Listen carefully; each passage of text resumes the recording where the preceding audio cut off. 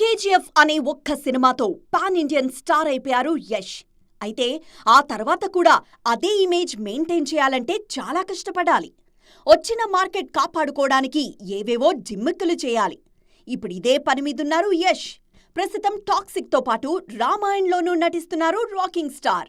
KGF తర్వాత చాలా మంది అగ్ర దర్శకులు యష్ కోసం కథలు సిద్ధం చేసినా ఆయన మాత్రం మలయాళ దర్శకురాలు గీతూ మోహన్ దాస్ చెప్పిన కథపై నమ్మకంతో టాక్సిక్ చేస్తున్నారు.